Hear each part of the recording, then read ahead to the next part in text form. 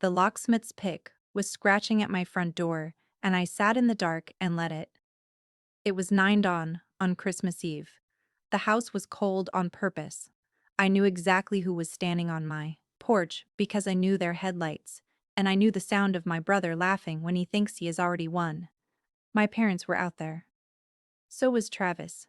What they carried in their hands that night was worse than a locksmith. Welcome back to Calm Drama Stories. I'm Charlotte, and I'm 36. This is the story of every Christmas they kept me out of the house, and the one Christmas they tried to break into mine. If you have ever been the empty chair at someone's table, this one is for you. Drop a comment and be sure to subscribe. For 20 years, there was no room for me at their table. They never once imagined I would be the one deciding who got through the door, and they had no idea who was already inside, sitting in the dark, waiting with me. The first Christmas I remember counting chairs, I was 8 years old. We had a long table with a scratched oak top, and every December my mother set it like a magazine spread. Cloth napkins, the good plates, a centerpiece of pine cones. She dusted with fake snow. I counted the places that year because I had learned, even at 8, to count. There was a chair for my father, a chair for my mother, a chair for Travis, who was 4, 2 chairs for my grandparents, one for an aunt, and then the table ran out. I stood in the doorway in my church dress and waited for someone to notice the math. My mother noticed me noticing. She did not get angry. That was the thing people never understood about her. She crouched down, smoothed my collar, and gave me a small, sad smile. The kind you give a child who has asked a hard question. "We can only set so many places, honey," she said. Then she handed me a plate and pointed me toward the kitchen. I ate my Christmas dinner that year on a stool by the stove, listening to laughter in the other room. I told myself it was a one-time thing, a crowded year, too many relatives. I was a smart kid, and smart kids are very good at explaining away the things that hurt them. But the next year there was a chair short again, and the year after that. The relatives changed. The aunts stopped coming, the grandparents passed, and still somehow the table never had room for me. The shortage was never about chairs. It took me 20 years to understand that. The shortage was always only about me. I want to be clear about something because people always assume the worst. No one ever hit me. No one screamed at me or locked me in a closet or told me I was worthless. If they had, maybe I would have understood it sooner. Cruelty announces itself. Absence just lets you wonder. What I got instead was a careful, quiet kind of nothing. On Christmas morning, the presents under the tree had little name tags in my mother's looping handwriting. Gary, Travis, Mom. Then a few for cousins. I would kneel on the carpet and read every tag twice, the way you reread a test grade hoping it changed. Mine was never there. There would be a gift for me eventually, usually a practical one handed over, later in the day with an apology built into it. "We didn't want to spoil you." In every family photo, I am standing slightly to the side, half out of frame, like the camera couldn't quite decide if I belonged in the shot. I learned to do for myself early. I made my own breakfast at 7. I packed my own lunches.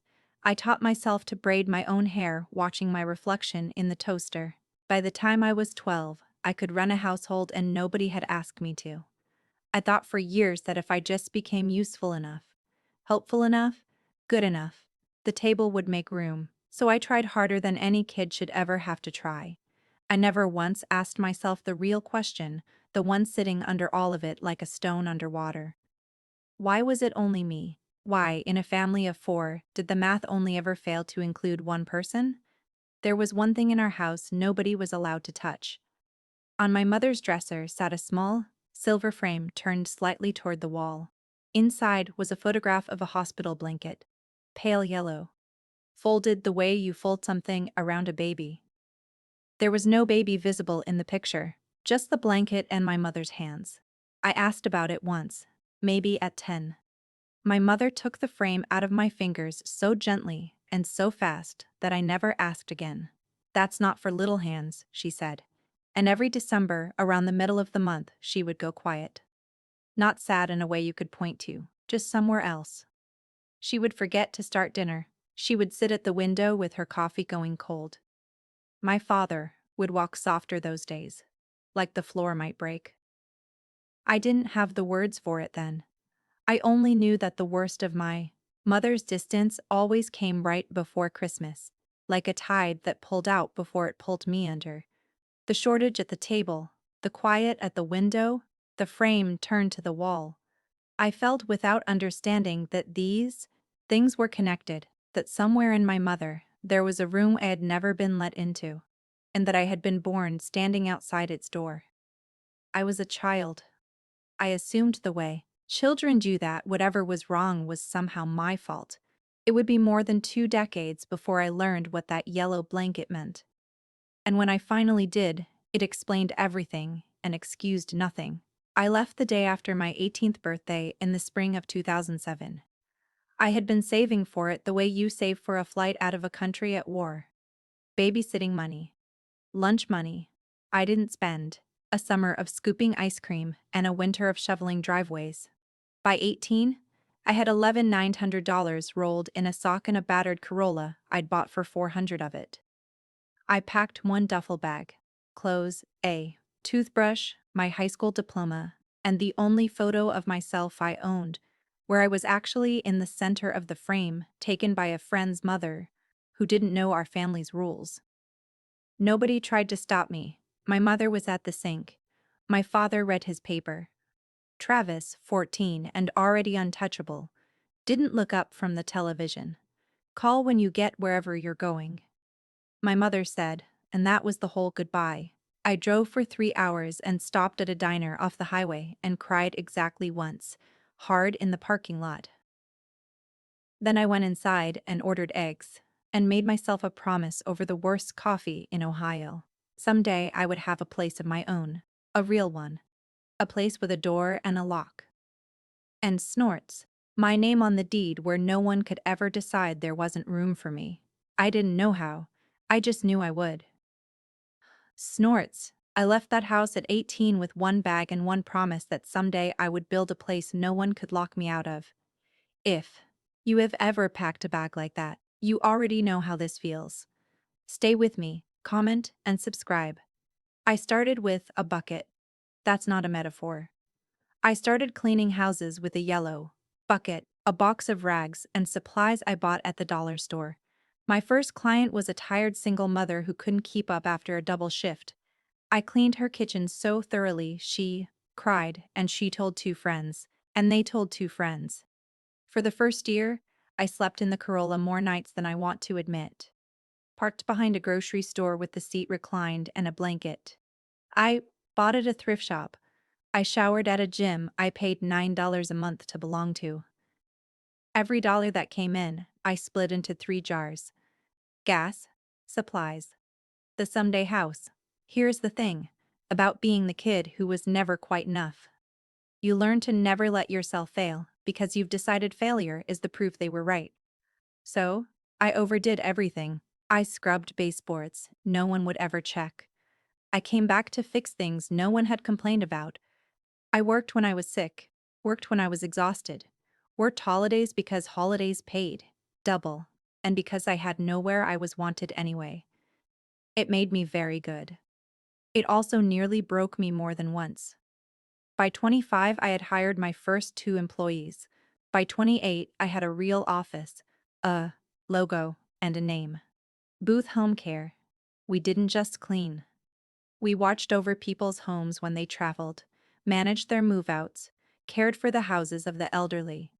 I was building a company out of the exact thing I had never been given. A place where everyone belonged, and no one was ever left standing in the doorway counting chairs. You'd think growing up would have fixed it. It didn't. The first Christmas after I left, I called home from a payphone outside that grocery store. My mother sounded surprised to hear from me, then distracted. There was noise behind her, music and voices. "Is that a party?" I asked. It was. A Christmas party. I had not been told there was one. "Oh, it's just family and a few neighbors." She said in the same gentle voice she'd used over the church dress. "We can only set so many places, honey. You understand." I was 19 and 3 hours away, and I still said, "Of course. I understand." I called less after that. Every year or two, I'd try again around the holidays, hoping the math had finally changed. It never did. Meanwhile, Travis got everything I wasn't getting. His 16th birthday was a catered backyard event. When he graduated barely, they rented a hall. When he wanted a car, there was a car. When he wanted college money he didn't use, there was college money. I watched all of it from a distance, through the few cousins who still spoke to me, and I told myself I didn't care. I cared. I want to be honest about that, because pretending you don't care is its own kind of lie. I cared so much I built an entire life around proving I didn't need them. But every December, when the radio played, the same carols and the stores hung the same lights, I was 8 years old again, standing in a doorway in my church dress, doing the math, coming up one short. The wound didn't close. I just got better at working around it. I should tell you about my brother. Travis was 4 years younger than me and raised in a completely different family, though we shared the same address. Where I learned to do for myself, Travis learned that someone would always do for him. If he broke something, it was replaced. If he failed something, a reason was found. If he wanted something, the answer started at yes and only moved if my father was tired. He grew up sure of one thing above all else, that the world owed him a soft landing. By the time he was an adult, Travis had become a man who started things and finished none of them. A lawn business that folded, a vending route that vanished, a consulting venture that consisted mostly of a website and the leased truck. Each time it ended, my parents covered the shortfall. They mortgaged a little more of their own security every time and called it helping. I knew most of this secondhand from a cousin named Patty who couldn't help, narrating the family to me over the phone. "Your folks bailed Travis out again," she'd say, like weather. "That boy could fall in a lake and come out with a fish in his pocket." But the fish were running out. The last I'd heard, Travis had married a woman named Megan, and they had bought more house than they could afford, and filled it with more things than they could pay for. And underneath all the bailouts, all the soft landings, a debt was quietly building. The kind that doesn't go away when mom writes a check. I didn't know the number yet. I didn't know how desperate he was getting. But I knew my brother, and I knew that a man raised to believe the world owes him will eventually come to collect from whoever is doing best. The last time I saw the whole family, together before all of this, was at a funeral. My grandmother on my father's side had died, the one relative who used to slip me $10 and call me her second sunshine. I drove 4 hours to be there. I wore black, and I sat in the back. And afterward, at the reception in the church basement, I tried to be part of my family for one afternoon. I refilled the coffee. I cleared plates. I did the things I do, the useful things, hoping useful might finally be enough. Travis found me at the sink. He'd been drinking the cheap funeral wine, and he leaned against the counter and watched me work with a little smile. "You don't have to do that," he said. "The church ladies handle it." "I don't mind," I said. He steadied me for a second. Then he said the thing I have never been able to unhear. "You know you don't have to keep showing up, right? Nobody expects you to. You're not really one of us, Charlotte." He said it kindly. That was the worst part. He said it the way you tell someone they had spinach in their teeth, a small helpful correction. Then he wandered off to find more wine, and I stood there with a dish towel in my hands and the water running, and the words settling into me, like cold getting into your bones. "You're not really one of us." I dried my hands. I set the towel down, and somewhere in that church basement, between the bad coffee and the folding chairs, I stopped waiting for a chair at their table. If I wasn't really one of them, then their math could no longer break my heart. I would build my own table, and I would decide who sat at it. The years after that funeral were the best of my life, and I built every one of them myself. Booth Home Care grew the way good things grow. slowly and then all at once. By 2025, I had 4 vans, 11 employees, and contracts with half the nice neighborhoods in the county. We had a reputation. When people in those big houses went to Florida for the winter, they handed me their keys without a second thought because they knew I treated a home like it was sacred. I knew the value of a home in a way the rich families I served never quite did. They had always had one. I had spent my whole life trying to earn one. I paid my people well and on time. I gave Patty's daughter her first job. I learned the parts of business no one teaches you: the contracts, the insurance, the careful paperwork that keeps a small company from being eaten alive.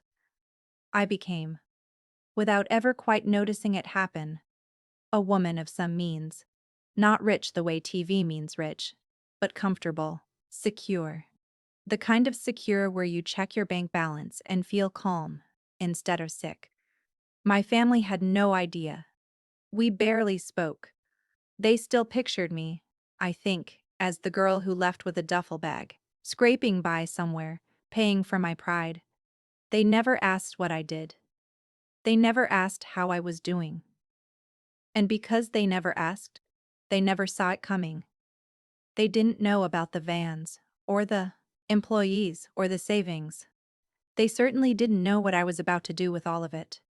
I had spent 15 years building the foundation. Now, I was ready to build the house.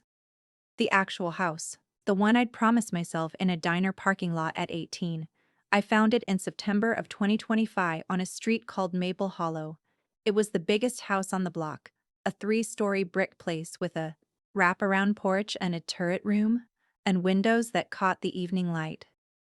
It had been built in 1912 and loved and then neglected. And it needed work, the kind of work that scares most buyers off. It didn't scare me. I had cleaned 100 houses like it. I knew its bones. The day I walked through it, I stood in the empty front hall. And I could see it. A long table by the windows, a real one, set for whoever I chose. I bought it with my own money. Every dollar of the down payment came from that bucket and that truck and 15 years of refusing to fail. At the closing, I signed my name so many times my hand cramped, and I didn't care because every signature put that house a little more firmly in my hands. When the lawyer slid the final document across the table, I read the words at the top 3 times. Grantee, Charlotte Booth. Sole owner. Sole owner. I had been a person nobody quite counted, and now there was a legal document that counted me as the only one. I drove to Maple Hollow that night and sat on my own front porch in the dark, and let myself 18-year-old me in the diner parking lot would not have believed it. I had built the place no one could lock me out of. I should have been able to leave it there. A happy ending. But I knew my family, and I knew that the moment they learned what I had, the math at their table was going to change in a way I wasn't ready for. It took about 3 weeks for the news to travel. Patty, of course. She mentioned the house to her sister, who mentioned it to my mother, and the temperature of my entire family changed overnight. My mother called me. My mother, who had not called me on a non-holiday in years, called me on a Tuesday to say she'd been thinking about me and wondered how I was. Her voice was warm in a way I didn't trust, because I had spent 36 years learning the difference between her real warmth and her useful warmth. "I hear you bought a big old place," she said. "Light as anything. We'd love to come see it. It's been too long, honey." 2 days later, Travis texted me for the first time in a year. No greeting, just questions. How many bedrooms, what I paid, whether it was a good investment, and then one that made me set my phone down on the counter and look at it for a long moment. "Who's the house under? Just you?" "Just you." I read that little phrase several times. There are questions people ask out of curiosity, and there are questions people ask because they are measuring something. I knew the difference. I'd run a business for 15 years. I knew when someone was sizing up an asset. I didn't answer right away. I made myself a cup of tea, and I thought about the funeral and the church basement and, "You're not really one of us. People don't suddenly remember you exist. They remember what you have." The warmth wasn't for me. It never had been. It was for the house. And every instinct I'd sharpened over a lifetime of watching this family was telling me, very quietly, to be careful. Here's where most people in a story like this make their mistake. They feel the bad feeling, and then they talk themselves out of it. It's just family. I'm being paranoid. They wouldn't. I didn't do that. I had spent my whole life trusting the quiet feeling, because the quiet feeling was the only one that had ever told me the truth. So I called my lawyer. Not a friend, not a cousin. The real estate attorney who had handled my closing. A sharp, no-nonsense woman named Ruth Calloway. I told her about the calls, the sudden interest, the who's the house under. I asked her point blank, can someone take a house out from under you if they really wanted to? There was a pause on the line, the kind a professional makes before she tells you something you won't like. It happens more than you'd think, Ruth said. It's one of the fastest growing crimes in the country right now. She explained it to me plainly. Deed fraud. Someone forges your signature on a quitclaim deed, a simple form that transfers property. They file it with the county recorder.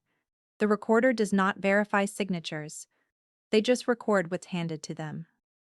And just like that, on paper, your house can appear to belong to someone else. The terrifying part, Ruth said, is who does it. Studies say roughly 9 out of 10 times it's not a stranger. It's family or a friend. 9 out of 10. Family. I sat with the phone against my ear and felt the floor of my stomach drop. Not because it was unbelievable, but because it was the most believable thing I had ever heard. There has to be a way to protect yourself, I said. There is, Ruth said. Let me tell you about it. What Ruth told me about was a service the county recorder offered for free, a property fraud alert. You sign up with your name and your property, and from that moment on, the instant anything is recorded against your house, anything at all, you get a notification. A deed, a lien, a transfer. You become the first to know instead of the last. It won't stop someone from filing, Ruth warned me. The recorder still takes whatever's handed across the counter. The signature problem is structural. They can't check it at the window, but you'll know the second it lands. And knowing is everything. I enrolled that afternoon. I went onto the county website, entered my name and the parcel number, and clicked the box. A confirmation email arrived a few minutes later. I printed it. Then I printed something else. The recorded copy of my own deed. The one that said Charlotte Booth, sole owner, with the county stamp in the corner. I laid them side by side on my kitchen table, and I looked at them for a long time. 2 pages on my kitchen table. One said, the house was mine. The other promised I'd be the first to know if anyone ever tried to say it wasn't. I didn't tell my family I'd done it. I didn't tell anyone. I just put the 2 pages in a folder, and I put the folder in a drawer, and I kept my voice warm and vague every time my mother called. I let them think I was the same girl with the duffel bag. Because the quiet feeling was still talking to me, and the quiet feeling said, don't show them your hand. I sat at my own kitchen table with 2 pieces of paper and a feeling something was coming. If you have ever sensed family circling, something you built, you'll want to see what they did next. Subscribe so you don't miss it. The number came to me finally through Patty. It always came through Patty. She called in late October breathless, with the kind of news she pretended to feel bad about sharing. I shouldn't say anything, she said, which is how she begins everything. Travis was in trouble. Real trouble this time. He had personally guaranteed a business loan around $90,000 for a venture that had collapsed by summer. The lender wasn't a family member who could be soothed with a holiday dinner. The lender wanted $90,000. He and Megan had fallen behind on the house they rented, and the landlord had started the paperwork to put them out. My parents, Patty said, had finally hit their own limit. They'd been bailing Travis out for 30 years, and there was nothing left to bail with. Their savings were thin. Their own house was mortgaged for his last failure. Your mother's beside herself, Patty said.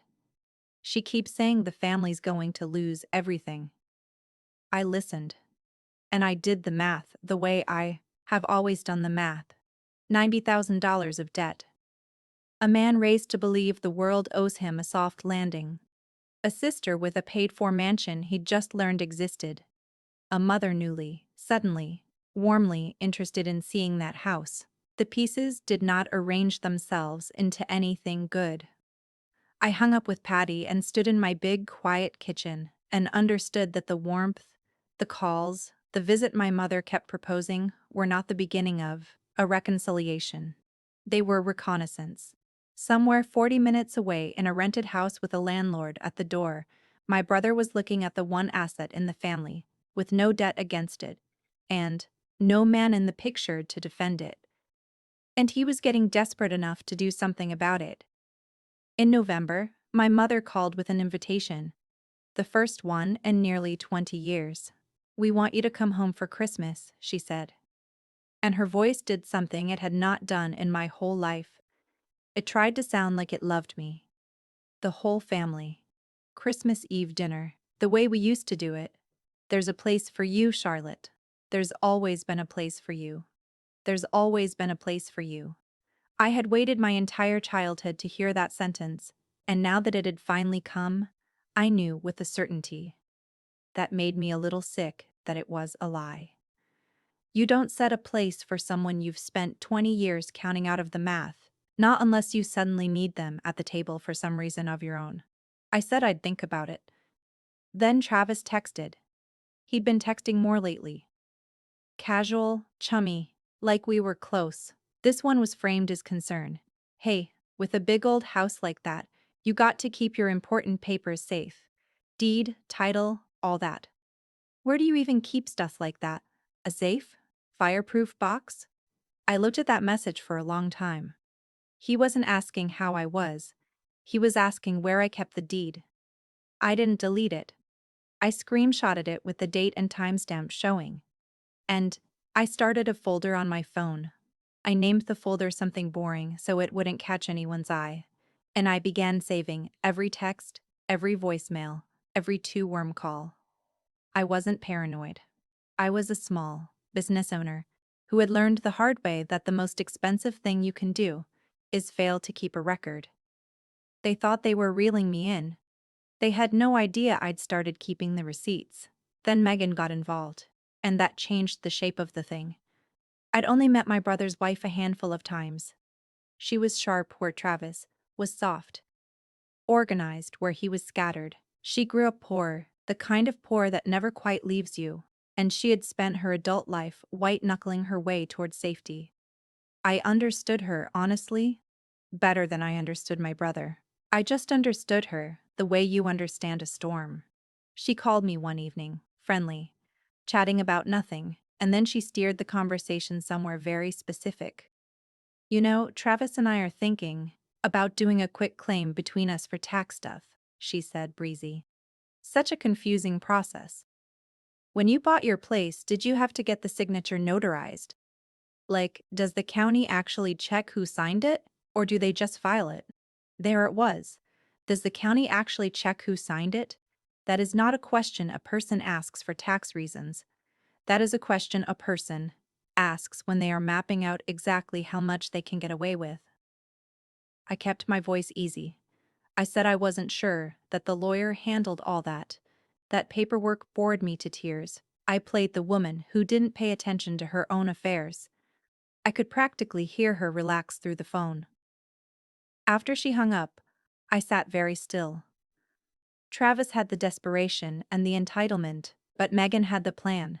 She was the one doing the research, learning the mechanics, testing the locks on the system to see which ones were loose. My brother was going to be the hand. My sister-in-law was the mind, and somewhere in their rented house, the two of them were sketching out a way to take the only thing I had ever built for myself. My mother called again in early December, and this time she said the quiet part without meaning to. We were talking about Christmas, about whether I'd come, and she was working hard to sell me on it. Then she drifted, the way she does, into talking about the house. My house. "It's just so much house for one person," she said. "A place like that, it really ought to be for the whole family." Somewhere everyone can gather. You shouldn't be rattling around in there all alone, honey. And then, gently, fondly, like she was sharing a warm old family saying, "You know how it is. We can only set so many places." She didn't even hear herself say it. For 20 years, that sentence had meant, "There's no room for you." Now, turned inside out, it meant something worse. It meant you're the one person too many. It meant a house with my name on the deed was, to her, a table where I was once again the extra chair that ought to be cleared away. I closed my eyes and held the phone and understood the whole thing at last. They weren't asking to visit. They were planning to move in, take over, absorb the house into the family, the way they'd absorbed Travis's debts and Travis's failures. Except this time, the family didn't have any money left to do it with. This time, they'd have to take it. "I'll let you know about Christmas," I said, calm as a lake. After she hung up, I stood in my front hall by the spot where I'd pictured my long table, and I felt something settle in me, cold and clear and almost peaceful. They were coming for my house. The only question left was how.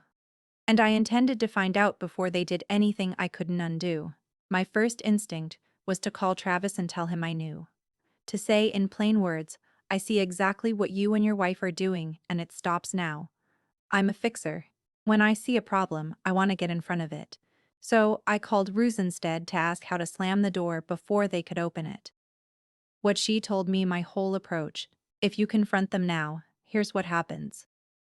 Ruth said, "They get scared, they back off, and you've got nothing. A warm phone call and your own suspicion. No crime has been committed yet. You can't prosecute a plan.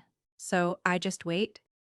I said, "I sit here and let them forge my name? I'm not telling you to do nothing." She said carefully, "I'm telling you that the law needs them to actually do it. Forgery isn't real until the forged document exists, and they try to use it. Right now you have a fraud alert that will tell you the instant they file. If they file, that's a felony recorded, with their names on it. If they then come to take possession, that's the whole crime witnessed. You don't stop a trap by warning the animal. You stop it by being ready when it springs." I didn't love it. Every protective instinct in me wanted to act, to control, to fix it before it could happen. But I understood. If I tipped my hand, they'd melt back into the warm-voiced fog and try again later, smarter. If I stayed the clueless girl with the duffel bag, right up until the moment they committed the crime in full, I could end it for good. So, I made the hardest choice of my life. I decided to let them think they were winning. And I started, very quietly, to get ready. Once I stopped pushing back, they got bolder. The way people do when they think the coast is clear. The text from Travis changed. They lost the chummy pretense and started carrying an edge. The edge of a man who has already decided how this ends and is just managing me toward it. "You really shouldn't have a place that big to yourself," he wrote one night. "That kind of house should belong to someone who actually takes care of family. Not someone who ran off and forgot where they came from." There it was again, dressed up in new clothes. Not someone who ran off. The same song from the church basement. "You're not really one of us, Charlotte." Now with a price tag attached. Another night he wrote, "Mom and Dad are getting old. That house could keep this whole family afloat. Think about somebody other than yourself for once." I read these the way I'd read a deposition.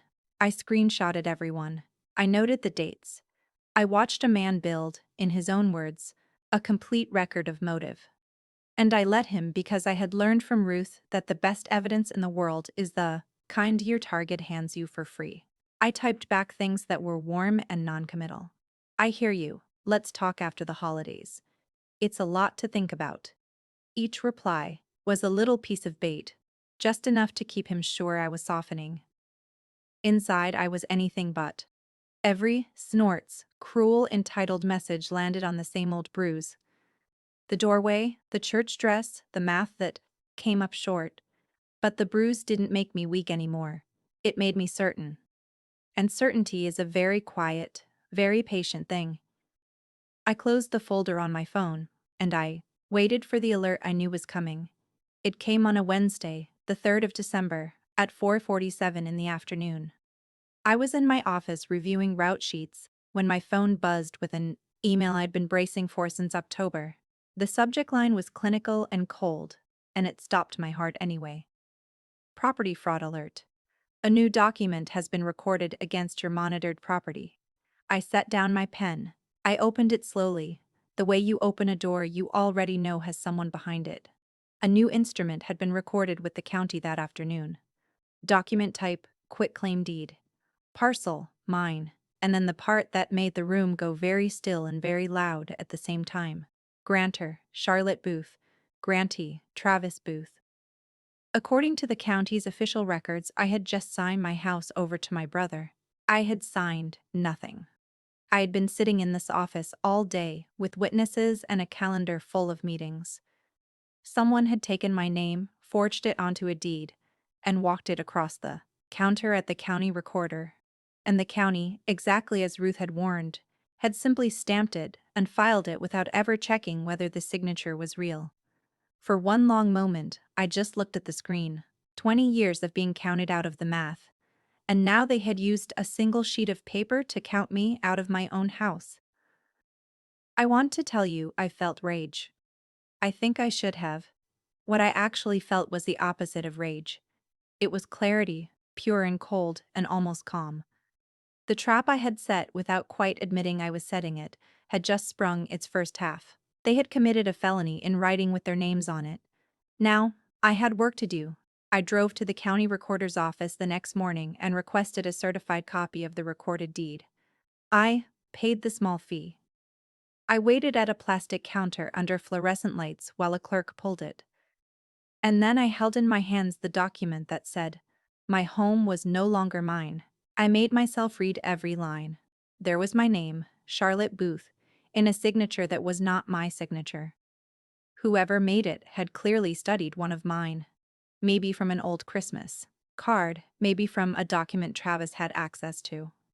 They'd gotten the shape of the C right.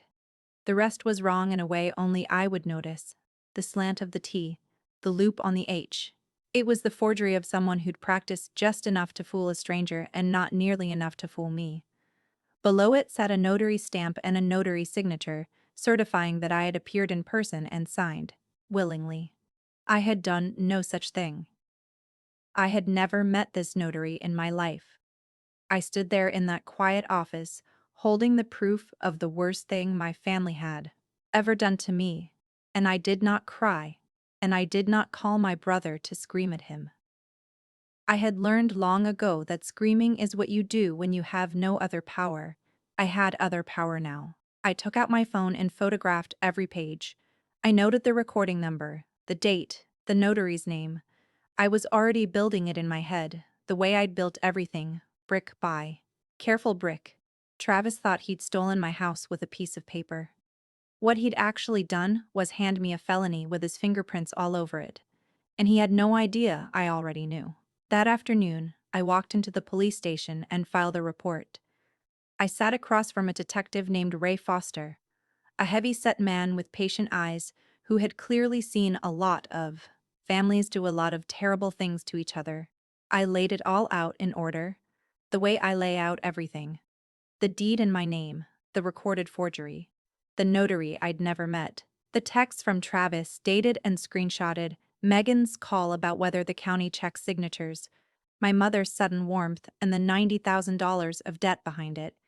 Detective Foster listened without interrupting, and when I finished, he sat back and said, "Ma'am, in 20 years, I have rarely seen a victim walk in this organized." "I run a business," I said. "I keep records." He told me what I was dealing with was serious. Forgery of a deed, filing a false instrument with the county.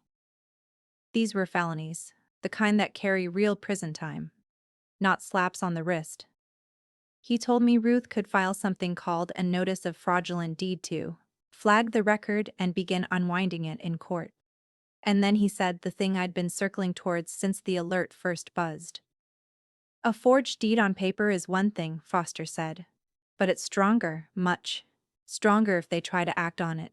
If they show up to take the house, possession is the part juries understand. You said your mother's been pushing you to come home for Christmas? She has, I said. Then I'd think hard, he said slowly, about what they might do if they believed you weren't home. I looked at him. He looked at me. And in that small gray room, the last piece of the plan I'd been refusing to fully imagine clicked quietly into place. There was one more thing I wanted, and it had nothing to do with the courts. I wanted the truth out where it couldn't be smoothed over. My family had spent my whole life rewriting reality in quiet rooms, deciding who belonged and who didn't, with nobody watching. I wanted witnesses this time. I wanted light. So, I called the local paper. There was a reporter named Dana Whitfield who'd been running a series all fall on the rise of deed and title fraud in our part of the state. I'd been reading it. Her latest piece had a line that stuck with me. That the cruelest version of the crime was the most common one, because most of the time the person stealing your home is someone you'd have let in the front door. I told Dana my story over coffee, the childhood, the company, the mansion, the forged deed, the texts. She took notes for 2 hours. When I finished, she was quiet for a moment. The fact that it's family, she said. That's the part people need to understand. Everyone thinks it's some hacker overseas. It's almost never. It's a brother, a son, somebody at the table. Somebody who couldn't fit me at the table, I said, until I had something they wanted. Dana asked if she could be there if and when it came to a head. I told her I thought it might come to a head on Christmas Eve, and that if it did, I'd want her to see all of it with her own eyes so no one could ever say I made it up. She agreed. So now, I had 3 things my family never expected me to have: the law, in Detective Foster, the record in my folder of evidence, and the light in Dana Whitfield. All I had to do was let them walk in. Detective Foster and I met once more in the 3rd week of December to think it through together. He'd done this kind of thing before, and he walked me through the logic the way I'd walk a client through a contract. Here's where their heads are, he said. Your brother's got a deed now on paper, but a deed isn't worth anything to him until he can act on it. To sell or refinance fast, he needs to show possession. He needs to be in the house with the locks changed, looking like the rightful owner, before you even know what hit you. And the fastest way to take possession, I said, is to come when they think it's empty. Foster nodded. Exactly, so the question is, when they believe that. We both already knew the answer.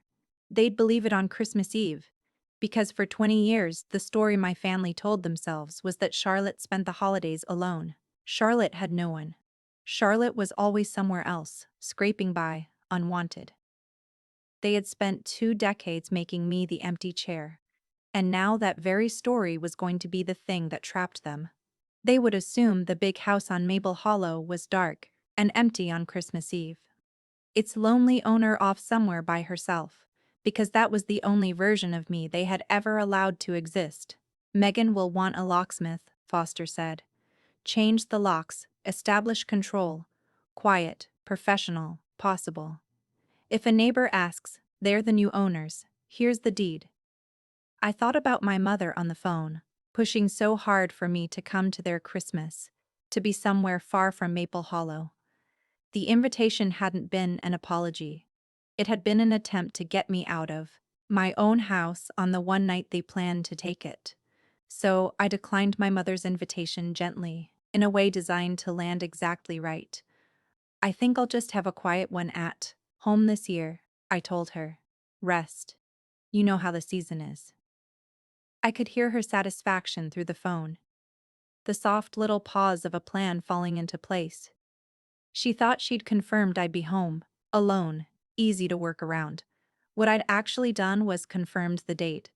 On Christmas Eve, I did everything they would expect of an empty house, and nothing they would expect of a trap. I parked my car 3 streets over and walked back in the dark. I left the house unlit, every window black. Inside, though, the house was not empty. Detective Foster was there and 2 uniformed officers positioned out of sight of the front windows. Dana Whitfield was there with her camera tucked into the turret room with a clear view of the front hall. Ruth had advised on every step. And I?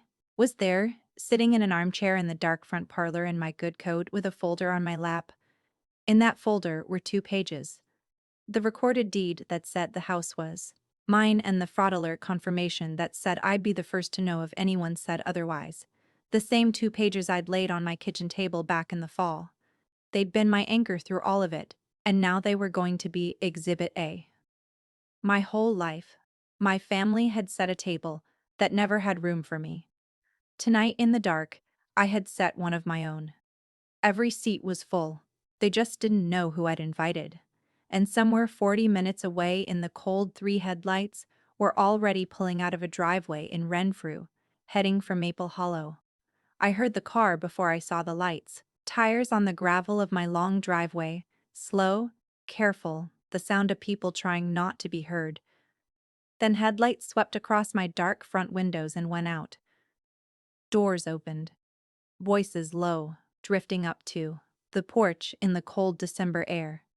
I sat very still in the dark parlor and listened to my family arrive to steal my home. I knew all of them by their voices. Travis, talking too much. The way he does when he's nervous and covering it with confidence. See? Told you. Place is dead. She's probably off feeling sorry for herself somewhere. A second man's voice I didn't know, bored and businesslike. The locksmith. Then Megan, sharp and low, telling everyone to keep it down, to hurry up. And behind them, quieter, my parents. My father said almost nothing. My mother said, "Are we sure about this, Travis?" And Travis said, "Mom, the house is ours now. It's all legal. We're just taking what's ours."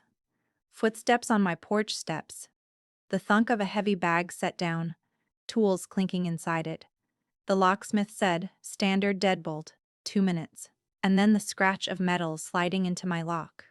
The same sound that had opened this whole story. In the turret room above me, I knew Dana was filming.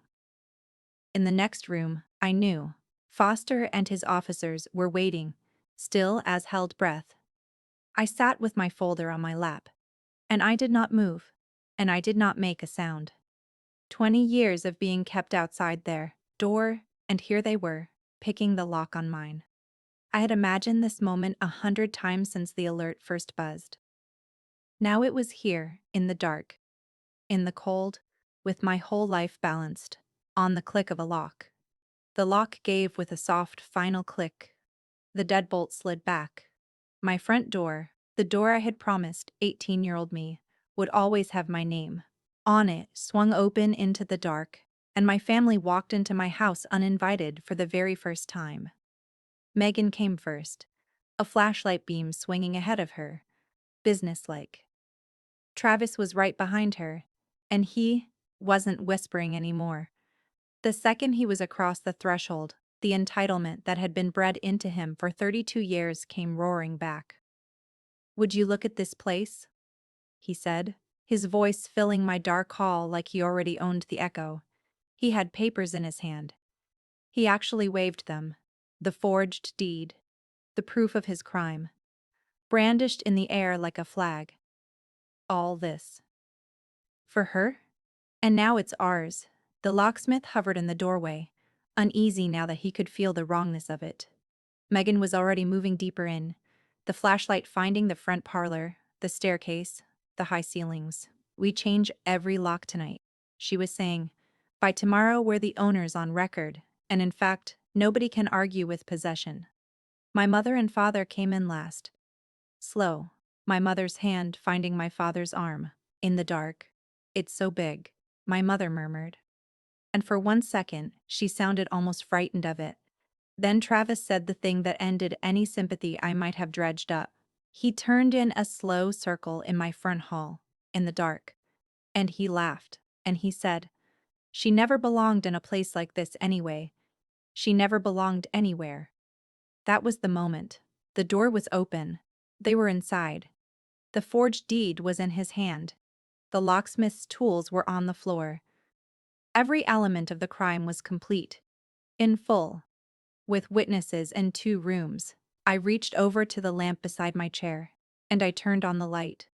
The room flooded with light, and for a heartbeat, Nobody moved. My family stood frozen in my bright front hall, blinking, caught mid-step. And then, as their eyes adjusted, they saw what I had filled my dark house with. Detective Foster stepped out of the dining room doorway, calm and unhurried, his badge already in his hand. Behind him came the two uniformed officers, and up in the turret stairwell stood Dana Whitfield, her camera already up, the shutter clicking, capturing every face in the room. I rose from my armchair slowly, with my folder in my hand, and I looked at my brother across the front hall of the home I had built. Travis's mouth opened and closed. The forged deed was still clutched in his fist. Useless now. Evidence now. "What is this?" he said, then louder, the panic breaking through. "What is this? Charlotte, what did you do?" "Merry Christmas," I said. My voice did not shake. I had thought it might. It didn't. "You can put the deed down, Travis. The officers behind you would rather you didn't wave it around." That was when he exploded. "This is my house," he shouted, his face going red, spit flying, the cool gone in an instant. "It's legal. It's all legal. I have the papers. You set us up. You faked all this. You were always trying to ruin this family." Megan had gone white and silent, the flashlight hanging dead at her side. Her sharp mind clearly racing through every way this ended and finding no good ones. My mother had both hands over her mouth. My father had not moved at all. He was staring at me, and there was something in his face I had never seen there before. Not in 36 years. I stood in the center of my own bright hall, surrounded by the people who had spent 2 decades deciding I didn't belong, and I had never in my life felt so completely, so calmly, like I belonged exactly where I was standing. Detective Foster did the talking after that, the way professionals do. Steady and quiet, which only made Travis louder. Foster laid it out for all of them, naming each piece as he went. The quitclaim deed recorded on December 3rd, transferring the property from Charlotte Booth to Travis Booth, bearing a signature I had never made. The fraud alert that had notified me the moment it was filed. The text dated and saved where Travis explained exactly why he believed the house should be his. The locksmith, who was now talking very fast, explaining that he had simply been hired to change the locks on what he'd been told was a client's own home, and who Foster gently informed would be giving a full statement. "Travis Booth," Foster said, "you're under arrest for forgery and filing a fraudulent instrument." The handcuffs came out, and my brother, the man who had told me in a church basement that I wasn't really one of them, was cuffed in the front hall of my house while a reporter photographed his face.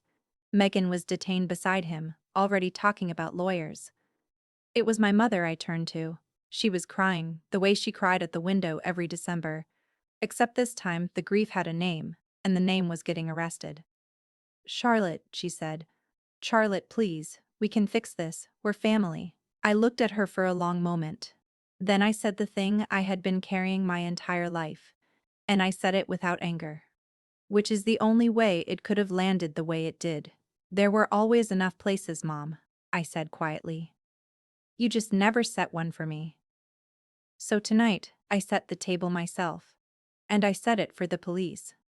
The red and blue lights of the patrol car turned outside my windows now, washing across the high ceilings of the house I had built from a bucket and a truck.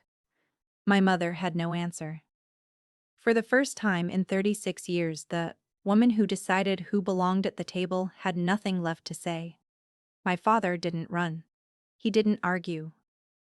While Travis was being walked to the car still shouting, and my mother was being guided out behind him, my father sat down. He lowered himself onto the bottom step of my staircase, an old man suddenly looking every one of his 67 years, and he put his face in his hands. The officers let him sit. I came and stood near him, not too close. For a long moment he didn't speak. Then he said without looking up, "I always knew it was wrong. What we did to you. The chairs. All of it. His voice cracked. I knew it every single Christmas, and I never said a thing. I didn't tell him it was okay because it wasn't. I didn't forgive him on the spot, because forgiveness like that is a thing you earn, not a thing you get handed at the bottom of a staircase. But I saw him. For the first time, I saw the whole shape of him, a weak man who had spent 40 years choosing his wife's grief over his own daughter, and who knew, the entire time, the price I was paying for his silence. Why? I asked him. Why was it always me? He looked up then, and he told me about the baby. The first baby, a girl. Born and lost before I came, and how my mother had never climbed out of that hole, and how, having me so soon after, had felt to her like the world replacing something that could not be replaced. It was the yellow blanket in the silver frame. It was the quiet at the window every December. It explained the whole twisted math of my childhood. And none of it made the math right. She grieved a daughter, I said softly, by erasing the one she had. My father had no answer for that either. Here is what happened after, because I know you want to know. Travis and Megan were charged with felony forgery and filing a fraudulent instrument. The case never went to trial, because the evidence was overwhelming, and the recorded deed had both their fingerprints all over the scheme, his hand and her plan. Megan took a deal and testified that Travis had pressed the forged signature himself. Travis took a deal of his own rather than face a jury looking at photographs of him cuffed in my hallway. Both are felons now. The $90,000 he tried to solve by stealing my house is still $90,000. Except now it sits on top of a criminal record. Ruth filed the notice of fraudulent deed and a judge voided the forged quitclaim within weeks. The house was mine again on paper, the way it had always been mine in fact. Dana's story ran on the front page the week after New Year's. She didn't use my name beyond my first, but she told the truth of it. How the person most likely to steal your home is the one you'd let in for Christmas dinner. And her article did more good than any verdict. 3 different people wrote in to say it had made them check their own county's fraud alert. My mother was never charged. There wasn't enough to tie her hands directly to the forgery, only to the warmth she'd used to try to empty my house. But everyone in Renfrew read the paper. The woman who'd spent a lifetime curating how the family looked from the outside got to watch the outside learn exactly what she was. She and I do not speak. My father writes me letters now, real ones, in his shaky hand. And I read them. And I have not written back yet, but I have not thrown them away either. As for the house, I changed every lock myself the next morning with my own hands. And I re-enrolled in the fraud alert before I'd even had my coffee. Then I hung one stocking by the fireplace. It had one name on it. Mine. The next Christmas, I set the long table by the windows, the one I'd pictured the first day I walked through the empty house. I filled it with the people who had actually shown up for me. The employees who'd become friends, Patty, who turned out to be loyal under all the gossip, a few neighbors from Maple Hollow, 12 places, every one of them full, and every one of them set on purpose. For 20 years, I believed belonging was something my family could grant me or withhold, like a chair they chose not to bring out. It never was. Belonging was never theirs to give or take. It was a table I finally set for myself. That Christmas, the biggest house on the street finally felt like mine. A locksmith on my porch, a forged name. On a deed. A room full of red and blue light. If you have ever been the empty chair at someone else's table, set your own this year, and lock your own door.